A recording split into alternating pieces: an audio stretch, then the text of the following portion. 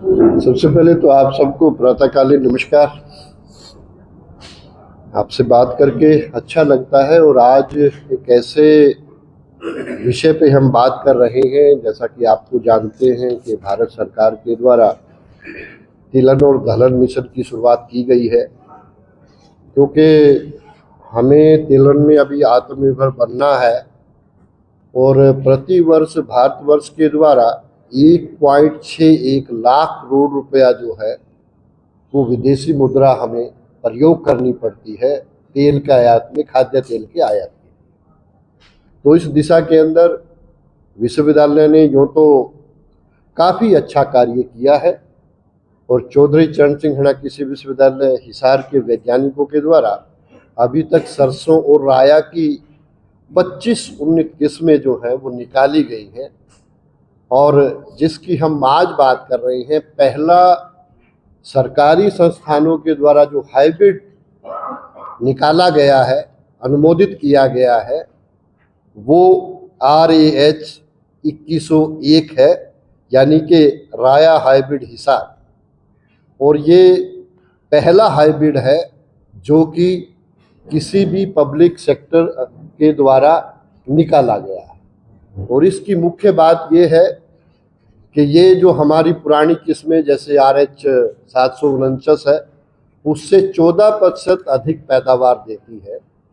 और जो हाइब्रिड किस्में भी है प्राइवेट सेक्टर की, उससे भी इसकी पैदावार 8% ज़्यादा है, यानी कि एक अच्छा हाइब्रिड है।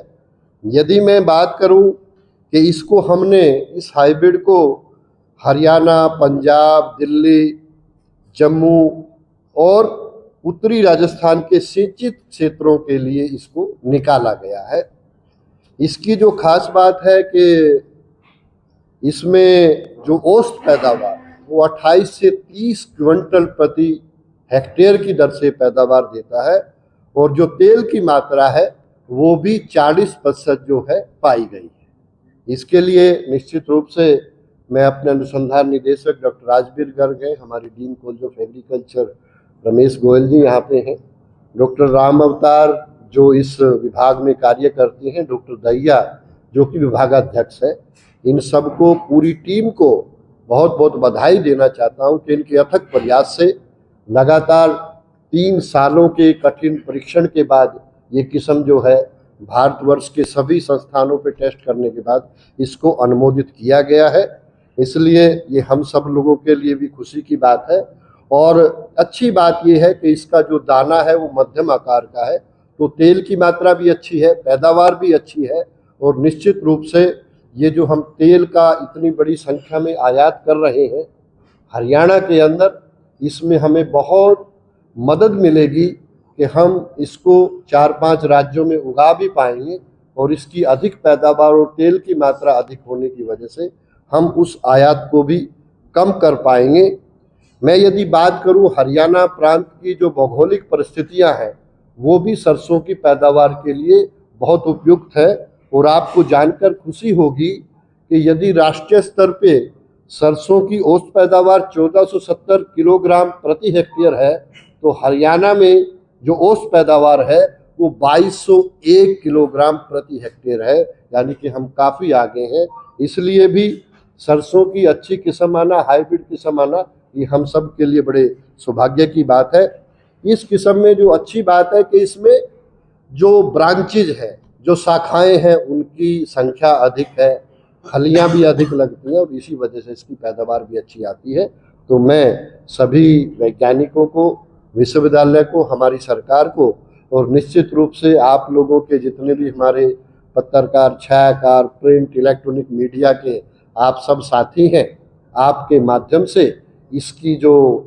प्रसिद्धि भी है और ये सूचना जो है हमारे किसान भाइयों तक पहुंचेगी और वो इसका फ़ायदा उठाते हुए अपनी पैदावार को बढ़ा पाएंगे। आज की इस गोष्ठी के अंदर, इस पत्रकार जो हमने ये रखा है कॉन्फ्रेंस, इसमें मैं यही बताना चाहता था कि ये सूचना सब तक जाए। दूसरी जो सूचना आज के साथ साझा करना चाहता हूँ, जैसा कि आप जानते हैं कि चौधरी चरण सिंह हड़ा कृषि विश्वविद्यालय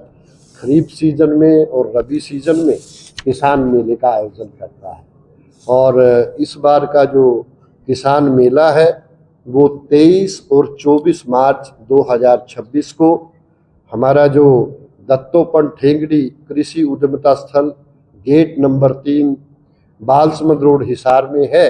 वहाँ पे आयोजित किया जा रहा है। और इस बार मेले का जो थीम है वो रखा गया है सतत कृषि यानी कि सस्टेनेबल एग्रीकल्चर, समृद्धि की राह। तो ऐसा इस पे हम बात करेंगे। जहाँ तक इस हमारे लिए और भी हर्ष का विषय है कि इस मेले के अंदर हमारे प्रदेश के ओजस्वी माननीय मुख्यमंत्री श्री नायब सिंह जी सैनी वो मुख्य अतिथि रहेंगे और हमारे कृषि मंत्री माननीय श्रीमान श्याम सिंह जी राणा वो विशिष्ट अतिथि के रूप में इस मेले में भाग लेंगे। तो इस मेले में जैसा आप जानते हैं कृषि से संबंधित, पशुपालन से संबंधित, मत्स्य पालन से संबंधित जितने भी हमारे मशीनी औजार हैं या विश्वविद्यालय के द्वारा जो भी तकनीकें निकाली गई हैं, हमारे उद्यमशील जो किसान भाई हैं या एंटरप्रेन्योर्स हैं उनके द्वारा प्रदर्शनी लगाई जाती है ताकि वहाँ पे आकर किसान भाई उसको देख भी सके और जो उनके लिए अच्छी तकनीक है उसको जान सके और उसको अपना सके। दूसरा जो मुख्य आकर्षण रहता है वो रहता है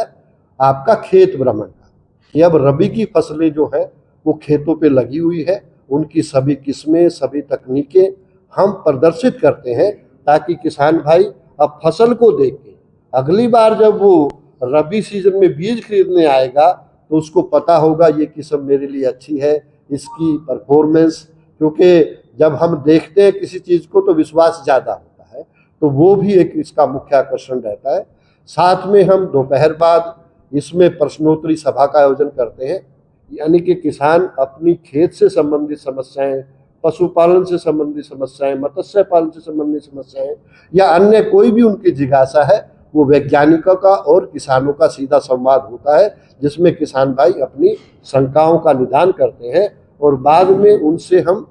क्वेश्चन आंसर सवाल भी पूछते हैं। जो किसान भाई उसका ठीक जवाब देता है तो उसको हम फिर सम्मानित भी करते हैं। साथ में हमारे किसान भाई बहुत अच्छा कार्य करते हैं, अच्छी फसलें उगाते हैं, तो हम फसल प्रतियोगिता का आयोजन भी इस पे करते हैं। तो किसान भाई अपने फसलों के नमूने भी अवश्य लेकर आए ताकि हम जो अच्छा काम कर रहा है उसको भी इस मेले में जो है सम्मानित किया जाता है। मनोरंजन एक आवश्यक है, तो शाम के समय में कुछ किसान भाइयों के लिए सांस्कृतिक कार्यक्रम भी आयोजित जो है हम करते हैं। तो मैं सभी किसान भाइयों से ये तो अनुरोध करूँगा ही, क्योंकि इस मेले में उनको न केवल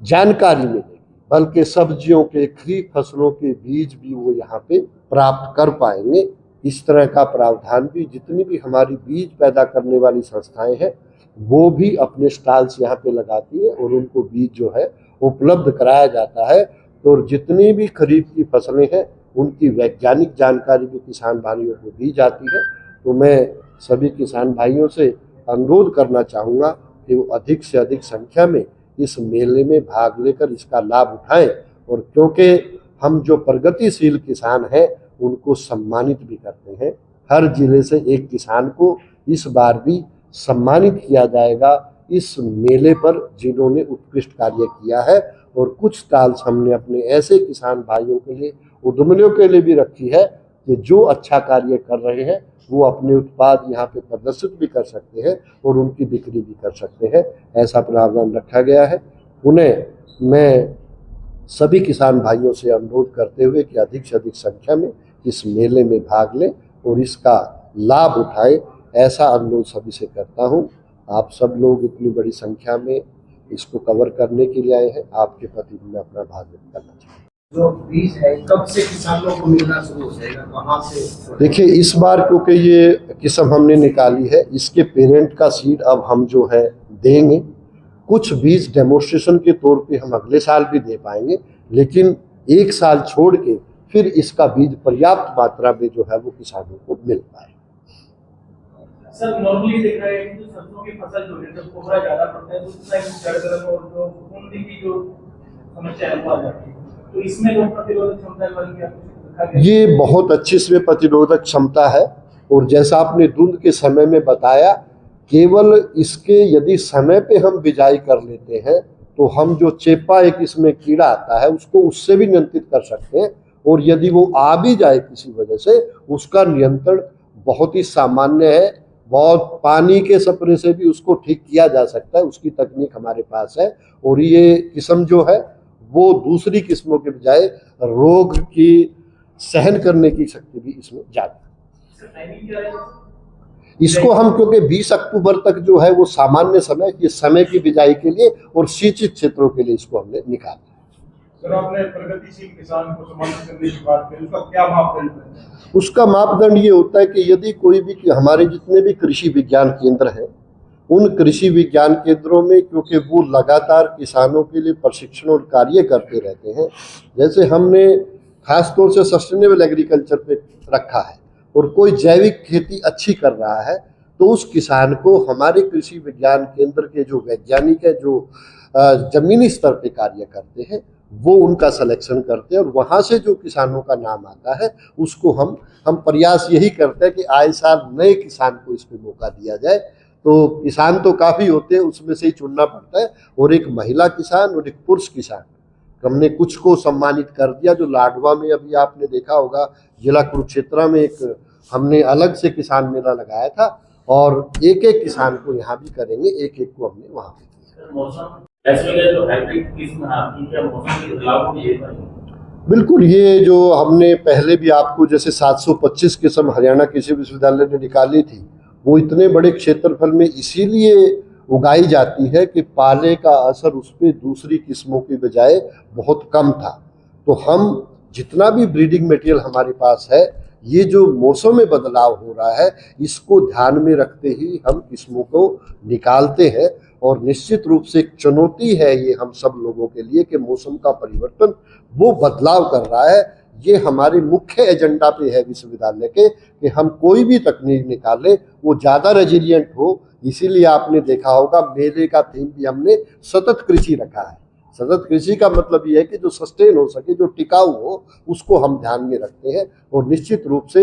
ये डायनामिक प्रोसेस है, ये लगातार होने वाला प्रोसेस है, ये आता रहेगा और इस पे हम पूरी तरह से सजग भी हैं। और हमारा शोध उसी दिशा के अंदर है कि हम हर तकनीक को, यदि पानी कम है तो आपने देखा होगा पिछले दिनों में हमने ऐसी गेहूं की किस्म निकाली जो 2 पानी में तैयार हो जाती है, यानी कि 2 लाख लीटर पानी एक सिंचाई में बचता है। जब हम ऐसी तकनीक निकालते हैं तो इस पे हमारा पूरा ध्यान है और हमारी किस्में जो है मौसम के प्रति भी ज़्यादा रही है। सर पानी की क्वालिटी का भी